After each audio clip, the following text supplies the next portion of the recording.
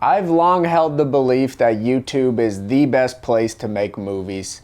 You could go way back on my main channel. I have various videos talking about it. Way before my channel took off, I still believed it back then. And as the platform has evolved and changed, as it naturally will, I think I want to take a moment and reassess and look at that thought and see if it still holds water. Because the trend I'm noticing on YouTube these days is it's become a very watch time centric platform, and I've met with somebody at YouTube who told me exactly that. They said watch time is what they look at these days. So that leads to a platform where creators are encouraged to bloat their content, make longer content that, the quicker churnable content. If you could sit down and talk for 20 minutes like Penguin Zero, like Charlie does, 2 times a day, that's going to be rewarded much more than if you spend a month on a 5-minute video. And let alone, you're also going to be able to put mid-rolls on it. You're going to be able to make a lot more money off of it, and it takes less time per minute. And that's something I'm really assessing on YouTube these days. The effort per minute is way off. You have someone like Captain Disillusion who puts in so much work into a 5 to 6 minute video, effects and animation and all this amazing stuff. And then it's like a 5-minute video, so there's no mid-rolls, and it's gonna get much less money. Even if it does get 1 million views, it's probably gonna get a fraction of what, Cody Ko watching a Jubilee video will get for 1 million views. And comparison is the thief of joy. That's a saying I go back to, and I think it does hold water. It's not worth really ruminating too long, because in any industry there's going to be people higher up that are making more for doing less. That's just part of business, it's part of art. There's going to be people at the top who rake in more money and do less work, and that's just the way it goes. But it is a little discouraging if you're trying to be a creator who you believe in filmmaking and you have this style or this thing you want to explore that takes effort or takes creative risk. YouTube is not going to reward that. YouTube is not a platform that rewards experimentation. It's not a platform that pushes experimentation. Like, look no further than my channel. I know I make a lot of niche content, and I'm very, very lucky to have 100,000 people tuning into just about whatever I try. I make an album that's goofy and strange and raw, and I still got people checking it out, and that's a gift. And then I make a documentary about my grandparents, like a really quiet observational documentary, that also gets like 100,000 views. Like, what a gift that is. But that's just because I'm now in this position to have built this fan base and committed it to my guns of not just being a one-trick pony. Because when my channel first took off, there was a lot of pressure to just do the thing that did well. Because I saw it right from the beginning. If I made an animation, it was just getting pushed to more people. And I'd make a live action, and the little stat would say, this video is being pushed less, so therefore less people are seeing it. And I'm like, well, if you pushed it more, would more people then see it? Like, it seems like the algorithm's working against you because it's so intelligent. It knows when it's an animation from the get-go, and it's able to push that to the people who clicked on your animations while it holds back the rest of your content. So it really divides your audience. It encourages people to kind of tunnel vision you, or tunnel vision creators, or what's the word, pigeonhole creators into one little category. It's like, this is the guy I go to for this is the guy I go to for that, which to me is so counter art. I think it is very anti-art to be like, artists should do the one thing they're good at and that's it. Like, I want to see artists like fall on their face trying a music project after like years of doing films. I want to see I want to see a guy who does music start to paint, and it's bad at first, but you could tell they're expressing themselves and pushing themselves new places. It's exciting as an artist to be given that wiggle room, that freedom to try a little of everything and branch out. And even within each subcategory, it's like, ooh, I'm doing comedy this week, let's do a personal documentary next week, let's do just a vlog the next week, let's do a feature-length film. And that brings me back to movies. And that's making feature films on YouTube is my MO. I have done one a year for years now, at least, and not including my rushed Oscar ones, which are fun in their own way. But I now have, I think, 10, maybe 11 features on my YouTube.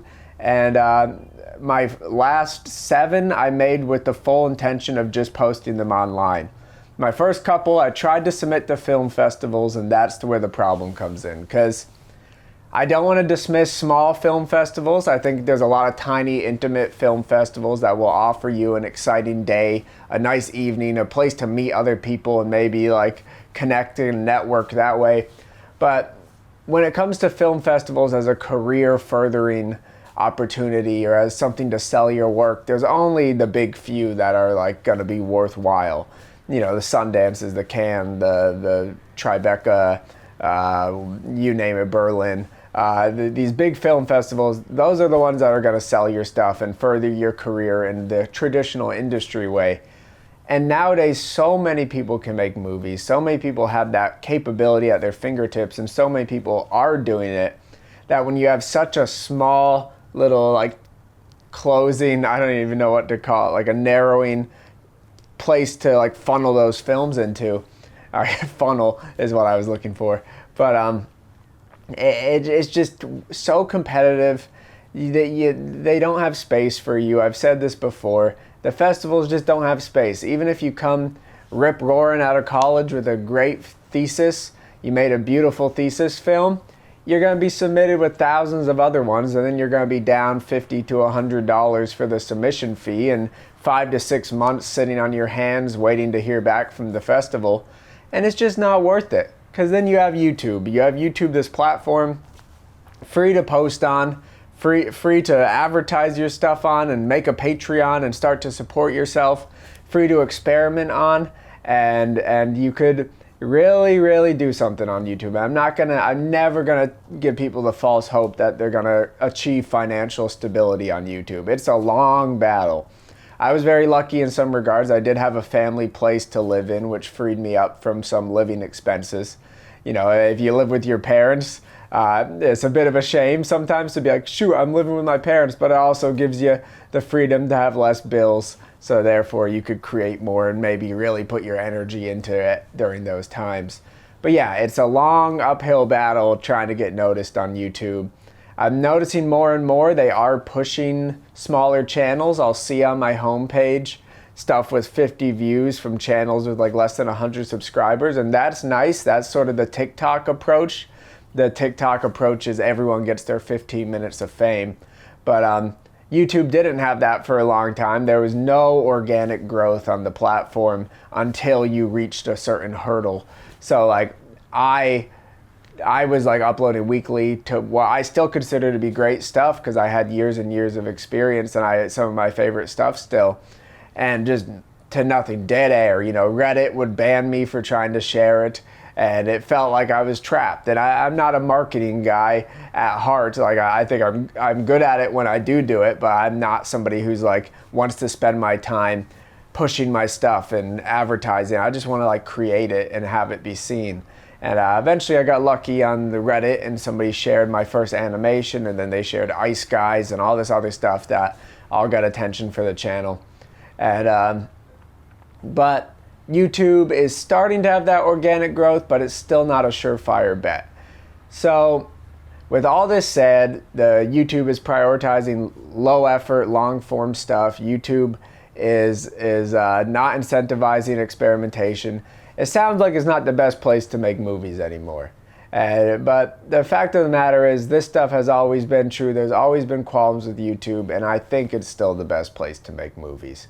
Because there's nowhere else that you can, even if you make a feature, a $0 feature, just a first experimental one to try to find your voice, to figure stuff out. If you post it on YouTube, you're gonna like get 50 views. Share it on a couple filmmaker subreddits, share it on Twitter.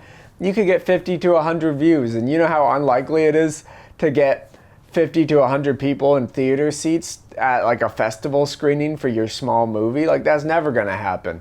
Maybe you get 1,000 views. You're never gonna have like 1,000 people watching your $0 feature at a festival. And the best part is it's always there, so more people can find it, more people can see it, can share it, and your channel's right there so people could check you out, and blah blah blah, and it expands, and people, you might find a home on YouTube, or you might just find a nice place to share your stuff. But that sort of freedom of posting, that sort of freedom of independence. You're not banking on anyone's approval. You're not banking on a distributor buying your film and getting it out there. You're your own distributor. You're your own promoter, and you're your own festival screener. You're everything. You know, you're from production to distribution. You control your movies, and you know, whether or not that nets you a big audience right away, it gives you a lot of freedom and confidence as an artist, because once you are self-sufficient, if you could just make a movie yourself and have that confidence that you can get it out there, and that's a great feeling. It sucks waiting for a festival to give you the rejection letter. It sucks waiting for approval of your script and trying to find funding. That sucks. That's where so many filmmakers die. They fall flat on their face and they never make anything because they're waiting for someone else to tell them something. And YouTube's the one place where no one can tell you anything and your movie will be done.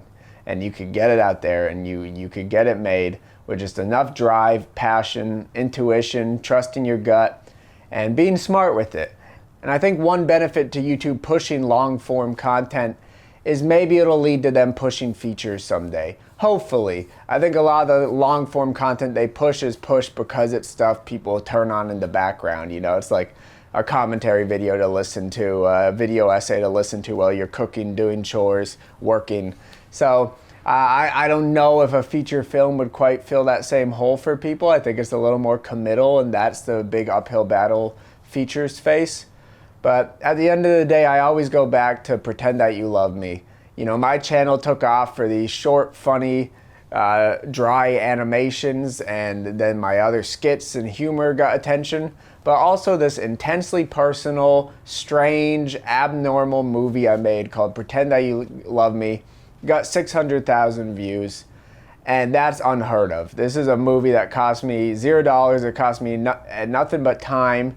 And the actresses who were involved did a fantastic job. And but it was just a labor of love that I made when I had no money in my bank account, and I was just compelled to make something.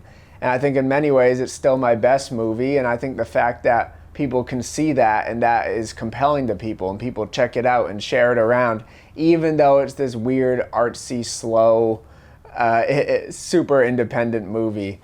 The quality shines through, and people shared it around no different than they shared around my goofiest videos. And that gives me hope on the platform for movies. And I hope it can give you some hope too. And at the very least, I hope it could inspire you to get going on your own movie. Anyways, thanks for watching. YouTube is I have qualms, as you do with any employer, if I want to call them that, employer. But it's a great website. It's stable. It's run by a giant corporation, which sucks, but it also means it's going to be stable and it's going to work and it's going to be around for a long time. And hopefully they just don't fuck it up. Anyways, I love you guys. I love movies. Make some movies. Have a nice day.